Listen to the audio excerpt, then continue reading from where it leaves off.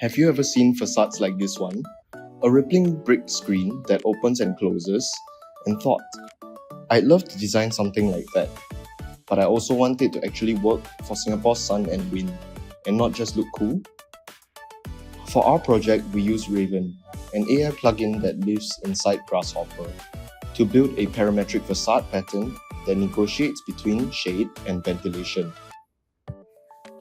Here's how the workflow goes. First, we start with this reference image.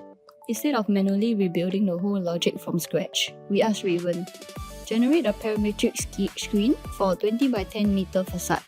Use a grid of repeated elements whose rotation, spacing and offset form wave-like bands across the surface. Expose sliders for porosity, depth, rotation and band height. Raven responds by dropping a grasshopper definition onto the canvas. Base grid, repeated bricks and sliders already connected. Straight away, we can move from almost solid to a very porous and sculpt the waves across the facade. But at this point, it's just form. To make it climate responsive, we bring in context, Singapore sun vectors and simple wind rows. We know harsh sun comes from the east in the morning and west in the afternoon, while prevailing winds tend to be from the south and southeast. Then, we ask Raven to modify the definition, link panel rotation, spacing and offset to environmental data.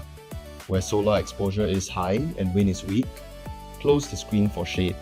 Where wind is strong, open the pattern to promote cross-ventilation.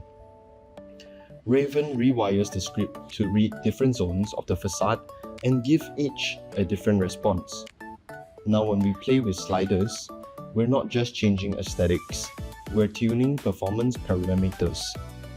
Band height and thickness, which control how deep the shadows are. Element offset from the glass line, which shapes the cool buffer zone. Porosity gradients, shifting from dense at the top to open around eye level. And pattern roughness, which either breaks up winds or channels it.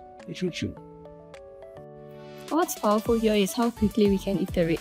In a single studio session, we can move through multiple families of solutions, comparing options that privilege either shading, airflow, or a balance of both. But this is also where we have to stay critical. If we accept Raven's first answer, we risk presenting a black box facade that we can't explain in quick.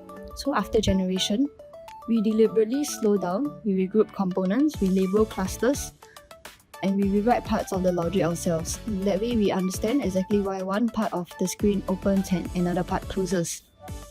So the lesson isn't that AI designs the facade for us. It's that tools like Raven let us jump past the tedious first wiring and spend more time doing what architects are actually good at.